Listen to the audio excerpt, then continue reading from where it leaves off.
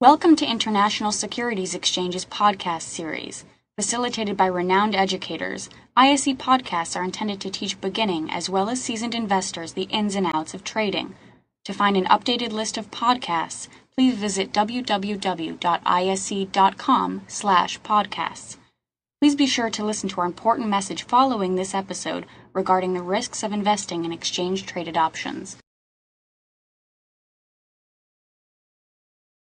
You know, I've traded all those different classes over the years, and the more I knew about global macro just helped me across the board, and maybe that's why I do it, because I've managed stock portfolios and I've traded, all the physicals before in the commodities world. So I've been thinking in that way, and it fits very, very well to the currency side, because you're just trying to get a handle on money flow, and money flow drives all asset classes.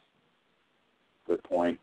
Paul has a basic question, although I think it's excellent, and he says, when they do the carry trade, what's the biggest risk to that investor?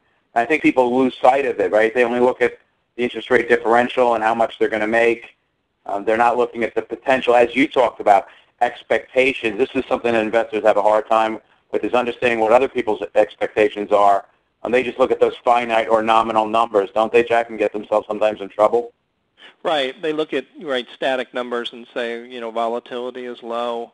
The U.S., the Fed is not going to raise rates as far as the eye can see.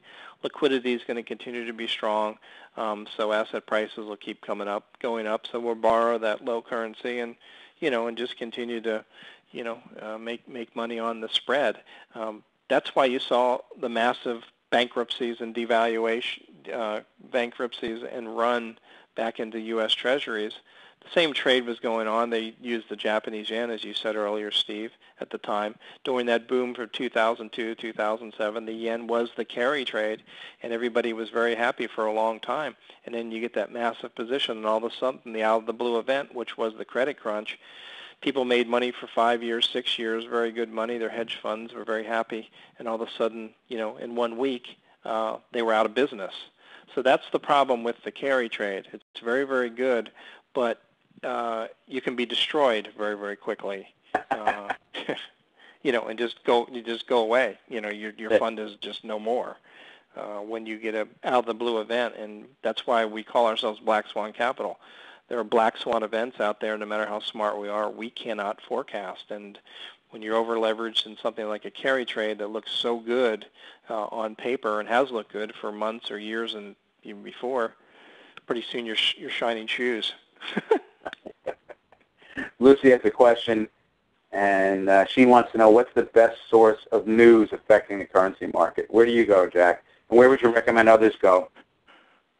Well, we have a Reuters screen, and that's really expensive. So that to us is the best single source of currency news around the world. We get direct feeds from Reuters, coming in. But if you had to go like offline and stuff that's free on websites, just Bloomberg.com has a lot of great stuff. Yahoo, international news, they give some of the top Reuters stuff in there. There's no really one holy grail here. I think it's just an idea of just getting a handle on money flow. And if you're in terms of the the time frames we're talking about for the fundamentals, you don't need an expensive feed to do this type of analysis. This type of analysis, you want to step back and take an intermediate term view, so you don't need to do that. MorganStanley.com has fantastic global economic analysis, all free. Brown Brothers Harriman does a good job on analysis. There's a lot of good stuff out there that is free. If they want to just send an email to me at info@Black Swan Trading, I can give them a whole list of places they can go for free to get some good global macro analysis. Oh, that's great, Jack. Thanks. Yeah. So info@blackswantrading.com. Just send Jack an email, and he'll turn that back around to you. A couple more questions. Andrew wants to know, two-part question. Do you take the view that pigs have an incentive, with pigs are Portugal, Italy, Greece, and Spain, have an incentive to keep the euro? And then the second part is, can they actually externalize or push their deficits onto Germany. And I think, Jack, you've actually talked about this a little bit tonight and also in other webinars, but if you wouldn't mind just sharing a little bit more on that. No, I think it is to their advantage to stay in the euro. There's a lot of protection now, especially these times. But that, another risk event, and that may change, because as I said, and we wrote a 20-page report on this, and I think we posted it at your site, and we did. Absolutely, Steve. Yep. Yeah, they can get a we big euro implosion, correct? I think that's what. Yep. But right now the incentive is to stay, I would think. But those incentives can change pretty quickly. What was the other part of the question? I'm sorry. Oh, can they actually push their deficits on to Germany? Will Germany be willing to actually finance that to keep it together? Yeah, they can't necessarily push the deficits onto Germany directly. But, again, Germany takes a bigger role in this, and if funding is needed, they pony up the most. So indirectly, yes, to keep the European Union together, but and then that's what I said before. If the disincentives get so great for Germany, who has their own internal political class they have to worry about, this idea of trying to push everything off on Germany to subsidize the union changes, and that's really the key to watch. So indirectly, to a degree, they can, but not all of it, of course. They have to take the pain of it at some point. Yeah, good point. Dave has a question. Jack, what do you think? What's your best economic scenario for the recovery for the United States? What should the U.S. be doing?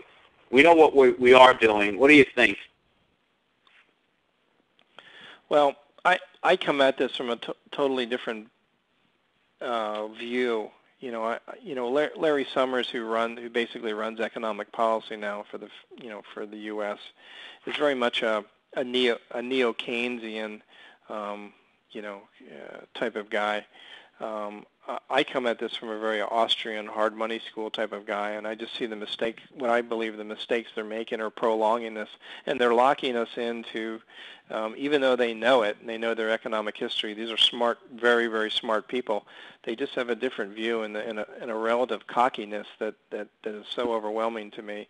But it appears basically their policies are locking us into subpar growth many, many years in the future, because they have disincentives for the type of people that actually grow economies, and it really starts with the entrepreneur who creates jobs and creates new products and creates growth.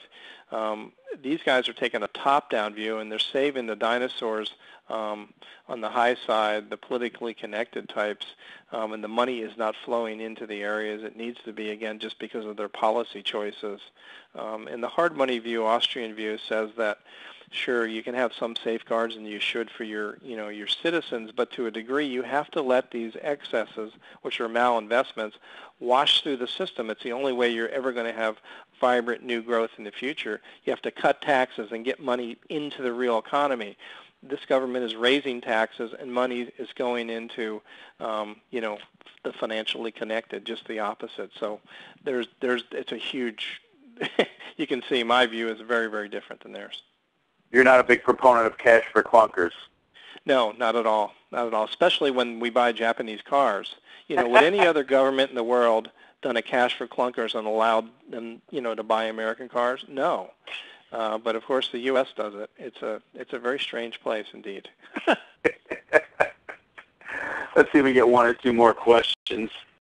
Thank you for listening to our podcast. To find more podcasts on options, stocks, alternative markets, and market data, please visit www.ise.com/podcasts.